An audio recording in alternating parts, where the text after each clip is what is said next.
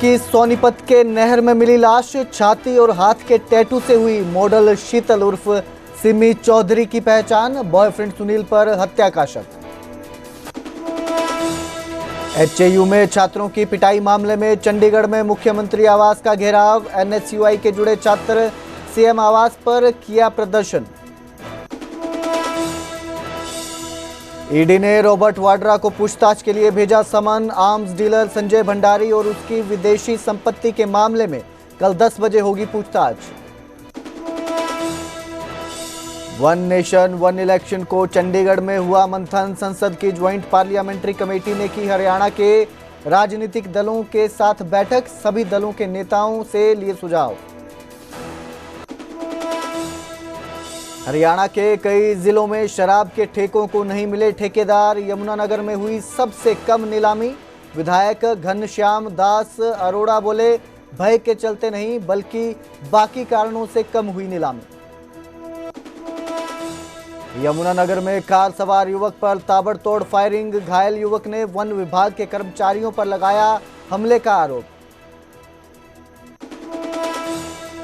हांसी नगर परिषद में टला बड़ा हादसा, वेटिंग रूम की फॉल सीलिंग गिरी, 2 पार्षद बाल बाल बचे।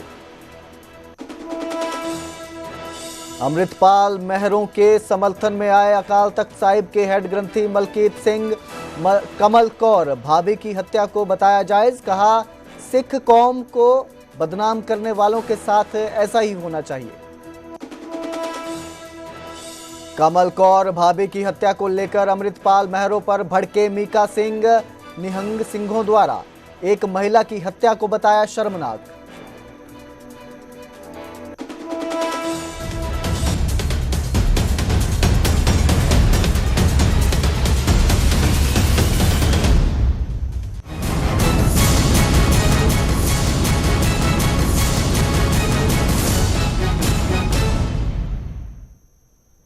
नमस्कार, स्वागत है न्यूज 18 पंजाब हरियाणा में। मैं कुलदीप भारद्वाज हाजिर हूं हरियाणा प्राइम लेकर। बुलेटिन की शुरुआत करेंगे सोनीपत में हरियाणवी मॉडल शीतल मर्डर मामले से। मॉडल शीतल मौत मामले में पुलिस ने बड़ा खुलासा किया, कहा आखिरी समय में अपने बॉयफ्रेंड के साथ शीतल थी। इशराना का रहने वाला शीतल का बॉयफ्रेंड सुनील है, जो सुनील की कार जो है वो पानीपत से बरामद हुई है।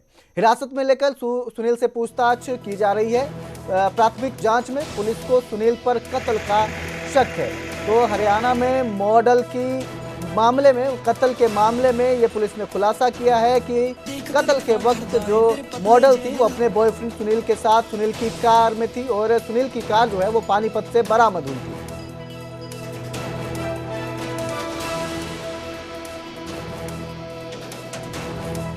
तो हरियाणवी मॉडल मर्डर मामले में ये पुलिस का खुलासा हुआ है। बता दें, हरियाणवी मॉडल शीतल उर्फ सिमी की जो लाश है वो नहर से बरामद हुई थी, जिसके बाद जो है उसके टैटू से उसकी पहचान हुई, जिसके बाद पुलिस लगातार इस मामले की छानबीन में जुटी हुई है और अब सामने आया कि बॉयफ्रेंड सुनील के साथ जो मॉडल थी वो हत्या के वक्त थी। सोनीपत के खरखोदा के गांव खांडा के पास एक रिलायंस चैनल नहर है। वहां पर पुलिस को सूचना मिलती है कल देर रात कि एक युवती का शव तैर रहा है, जिसके बाद खरखोदा थाना पुलिस वहां पर पहुंचती है और युवती के शव को निकालकर सोनीपत के नागेसाल के इसी डेड हाउस में उस शव को रखवा दिया जाता है। लेकिन जब पहचान होती है तो कहीं ना कहीं पुलिस के पैरों नीचे की जमीन खिसक जाती है।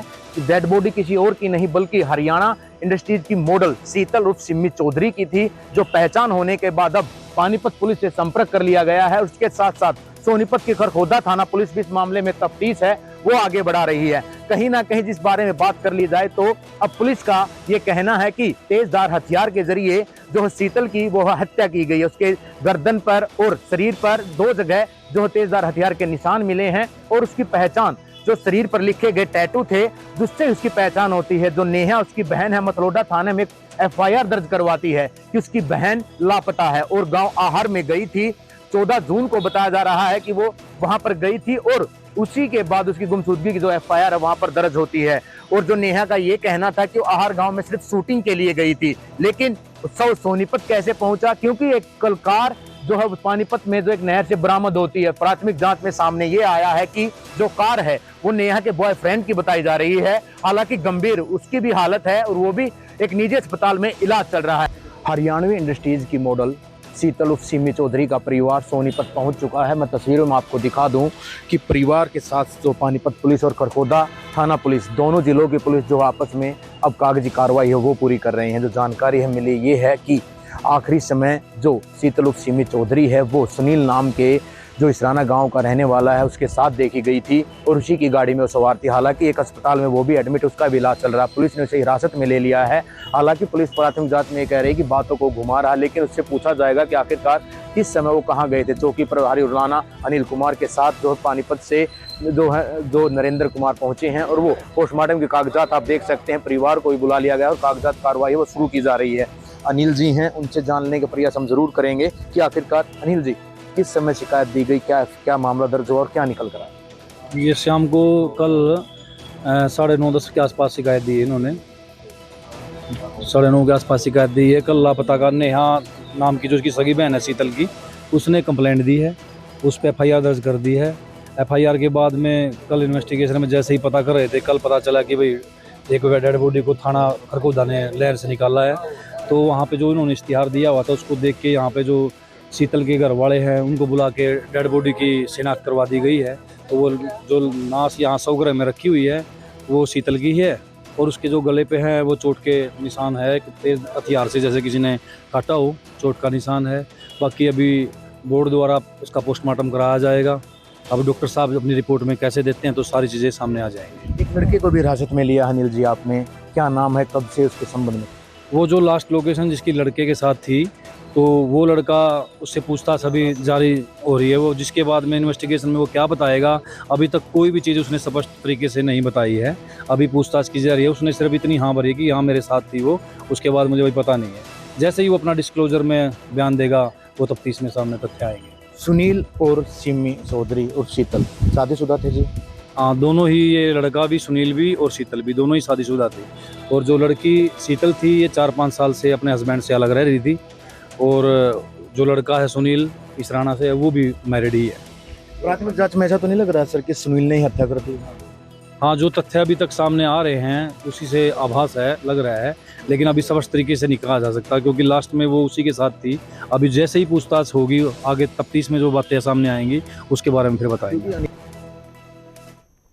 तो आपको बता दें कि HAU में छात्रों की पिटाई के मामले में CM आवास का घेराव किया गया। NSUI से जुड़े छात्रों ने प्रदर्शन किया और CM आवास का घेराव किया। दरअसल HAU में छात्रों के साथ मारपीट की गई थी। सुरक्षा कर्मियों पर आरोप लगे थे मारपीट के, जिसके बाद NSUI से जुड़े छात्रों ने यह प्रदर्शन किया और CM आवास का घेराव किया।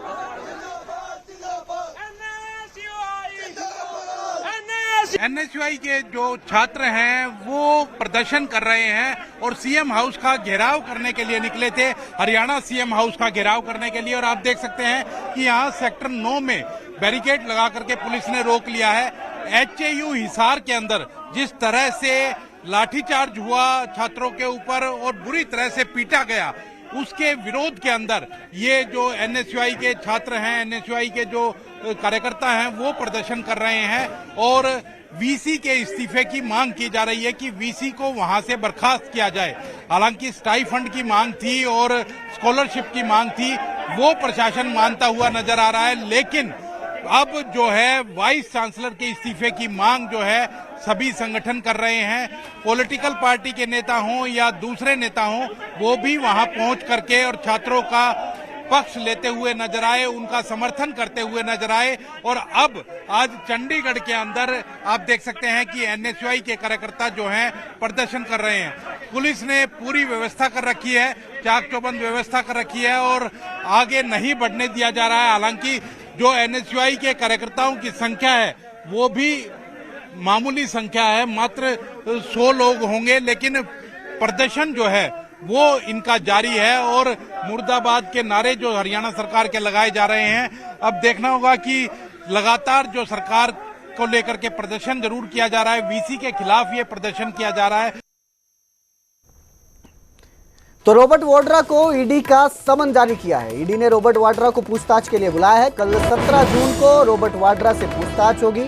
आर्म्स डीलर संजय भंडारी के मामले में ये पूछताछ की जाएगी। भंडारी की विदेशी प्रॉपर्टी के बारे में ये पूछताछ होगी। ईडी ने 10 जून को वाड्रा को पूछताछ के लिए बुलाया था। वाड्रा ने ईडी से दूसरी तारीख की मांग की थी। अब कल 10 बजे वाड्रा को दोबारा पूछताछ के लिए बुलाया गया है। ईडी ने समन जारी किया है।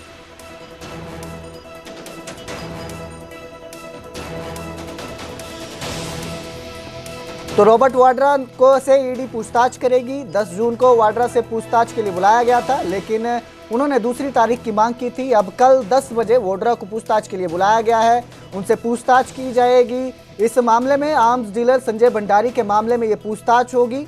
रॉबर्ट वाड्रा से कल 17 जून को पूछताछ की करेगी। ईडी ने समन जारी किया है। भंडारी की विदेशी प्रॉपर्टी के बारे में पूछताछ की जाएगी। आपको बता दें कि पहले 10 जून को वाड्रा को पूछताछ के लिए बुलाया गया था, लेकिन वाड्रा ने रॉबर्ट वाड्रा ने दूसरी तारीख की मांग की थी, जिसके बाद अब ईडी ने 10 बजे कल उन्हें पूछताछ के लिए बुलाया है। इस खबर पर ज्यादा जानकारी के लिए मेरे सहयोगी शंकर आनंद जुड़े हैं। शंकर, क्या कुछ अपडेट इस पूरे मामले में? देखिए, केंद्रीय जांच एजेंसी ईडी के द्वारा रॉबर्ट वाड्रा को पूछताछ का जो समन भेजा गया है और समन भेज करके उन्हें कल यानी 17 जून को पूछताछ के लिए बुलाया गया है। लेकिन जिस तरह से पिछली जो एक समन की अगर बात करें तो उस वक्त में रॉबर्ट वाड्रा के द्वारा उनके वकील के द्वारा ईडी को बताया गया था कि उनकी तबीयत जो है वो ज्यादा सही नहीं है और कोविड-19 जैसा जो टेस्ट है उन्होंने करवाया था। तो इससे जुड़ा हुआ जो एक इशू है वो आया था। तो 9 तारीख को जिस तरह से इस मामले की जानकारी रॉबर्ट वाड्रा के द्वारा दी गई थी कि कोविड-19 का टेस्ट जो है उनके द्वारा करवाया गया है और उनकी तबीयत सही नहीं है, इसलिए वो 10 तारीख को पूछताछ की प्रक्रिया में हिस्सा लेने नहीं पहुंचे थे। तो इन तमाम चीजों को ध्यान में रखते हुए 17 तारीख को उन्हें पूछताछ का समन दिया गया था। और ये जो पूछताछ का जो अगर बात करें तो ये संजय भंडारी से जुड़े मामले में जांच एजेंसी के द्वारा पूछताछ करने के लिए ये समन भेजा गया है। तो अब देखना लाजमी होगा कि क्या वो कल पूछताछ की प्रक्रिया में हिस्सा लेने आएंगे या नहीं। जी, बहुत बहुत शुक्रिया इस तमाम जानकारी के लिए शंकर, हमारे साथ जुड़ने के लिए धन्यवाद। तो कल रॉबर्ट वाड्रा से ईडी पूछताछ करेगी। कल सुबह 10 बजे उन्हें पूछताछ के लिए बुलाया है।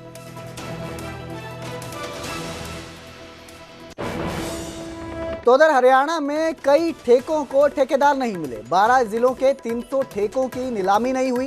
गैंगस्टर के डर के सामने ठेकेदार नहीं आ रहे हैं। पुलिस के आश्वासन के बाद भी बोली नहीं लगाई जा रही है। यमुनानगर में सबसे ज्यादा 90 ठेके हैं ऐसे हैं जैसे जिनकी बोली नहीं हुई। कई जगहों पर ठेकों पर फायरिंग की वारदात हुई है, घटनाएं सामने आई हैं। सिरसा में 60, हिसार में 32, रोहतक में भी 32 ठेकों की बोली नहीं हुई। सोनीपत में 20, करनाल में 12 और कैथल में 12 ठेकों की नीलामी नहीं हुई। महेंद्रगढ़ में 12 ठेकों की बोली नहीं लगाई गई। दरअसल ठेकेदारों में दहशत का माहौल है। जिस तरह से ठेकेदारों पर फायरिंग की वारदात सामने आ रही है, घटनाएं सामने आ रही है, उससे ठेकेदारों में कहीं ना कहीं दहशत जो है वो फैल चुकी है। हालांकि विधायक घनश्याम दास अरोड़ा ने कहा कि सरकार किसी से नहीं डरती है और वो तय पॉलिसी के मुताबिक ठेकों की नीलामी करेगी।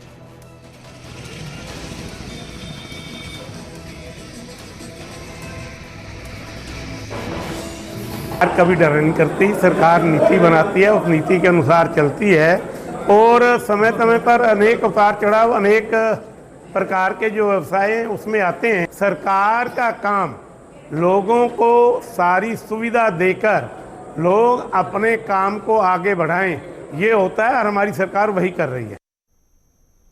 अब बात करेंगे हांसी की, जहां एक बड़ा हादसा टल गया। नगर परिषद में वेटिंग रूम की फॉल सीलिंग गिर गई। इस हादसे में 2 पार्षद बाल बचे हैं। पार्षद आशीष और कुक्कू सरदार बाल बचे। निर्माण में कमीशन खोरी का आरोप लगाया गया है। कमीशन खोरी की वजह से यह हादसा हुआ।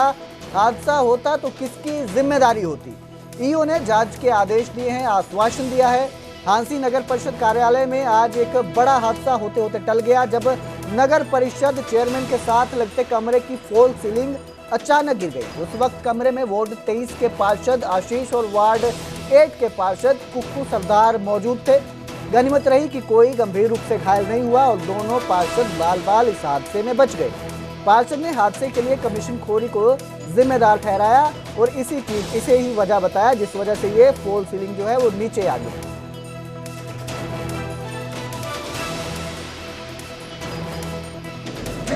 हमारा वेटिंग रूम है, सभी पार्षद भाई यहीं पे बैठते हैं। अच्छा। और 10 से 12 पार्षद हम सभी यहीं पे बैठते हैं जी हमेशा। और अचानक आज जैसे मेयर कुंकलाए बैठे थे, अचानक से छत गिरी, बड़ी मुश्किल से भागे हैं हम। और इधर आप शुक्र करो, अगर 10 से 12 पार्षद हम बैठे होते तो आज एक पार्षद का कुछ ना कुछ गलत हो ही जाना था जी। ये जी भ्रष्टाचार की पोल खुली है। अच्छा, स्पष्ट कहता हूँ, ईओ साहब से लेके हमारे प्रधान से लेके सारे सिवाय कमीशन लेने के कुछ काम नहीं। देखिए, फॉल सीलिंग गिरी है, आपने मेरे को अवगत कराया है, तो इसमें हम अपने रिकॉर्ड को चेक करेंगे कब ये लगवाई गई थी और किसके तहत लगवाई गई थी, इसमें क्या खामियां है, या मान लें इसकी कब तक की लिमिट थी, कि मान लें ये कब तक इसकी गारंटी, उसमें जो भी कार्रवाई उचित होगी वो कार्रवाई उसके खिलाफ करेगी। तो यमुनानगर में युवकों की गाड़ी पर ताबड़तोड़ फायरिंग हुई। एक युवक के सिर और गर्दन पर 2 छर्रे लगे हैं। चचरोली के जाटोवाला गांव के रहने वाले युवक हैं जो चंडीगढ़ जाते समय उनकी गाड़ी पर यह फायरिंग हुई। पिकअप को ओवरटेक करते समय फायरिंग हुई है। गोलीबारी में युवक की गाड़ी के शीशे टूट गए हैं। वन विभाग के कर्मचारियों पर फायरिंग के आरोप लगे हैं। यमुनानगर के कस्बा छछरौली के जाटोवाला गांव का शाहरुख चंडीगढ़ जा रहा था, लेकिन जैसे ही उसकी गाड़ी शहजादपुर के पास पहुंची, वहां उसने एक पिकअप को ओवरटेक करने की कोशिश की। जैसे ही उसकी गाड़ी पिकअप को ओवरटेक करती है, तभी उस पर ताबड़तोड़ फायरिंग शुरू हो जाती है। जब तक शाहरुख कुछ समझ पाता, तब तक गाड़ी पर कई राउंड फायर हो चुके थे।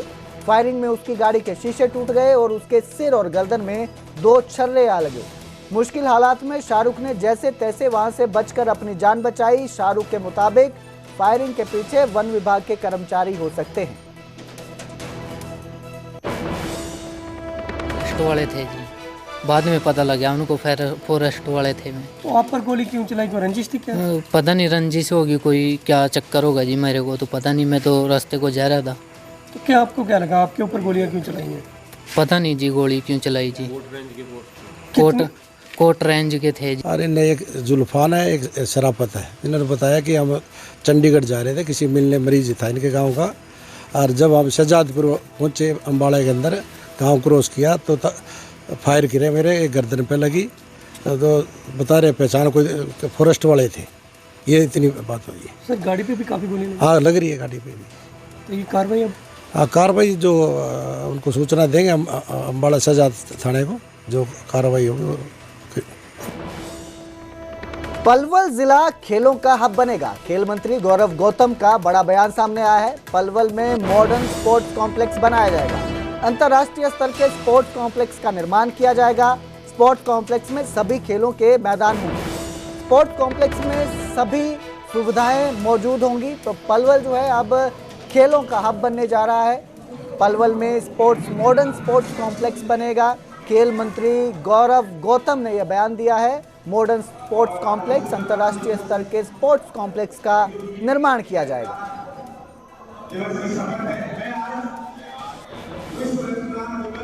मैं पर इस भरोसे के साथ, इस सबके सहयोग से, सबकी जन भागीदारी से पलवल को खेलों का हब बनाएंगे। ये हमारा संकल्प है, हमारा प्रयास है। पलवल के इतिहास में हमने जब से पलवल बना है, मुझे जो याद है, एक एक गेम का कोचेज हमने पलवल में लाए हैं। आने वाले 5 साल बाद जब इस सरकार का टेन्योर खत्म होगा, तो पलवल की सुंदरता खेलों में, यहाँ के युवाओं के लिए हमारा प्रयास है कि पलवल खेलों का हब बने। उसकी तरफ हम अग्रसर हो चुके हैं।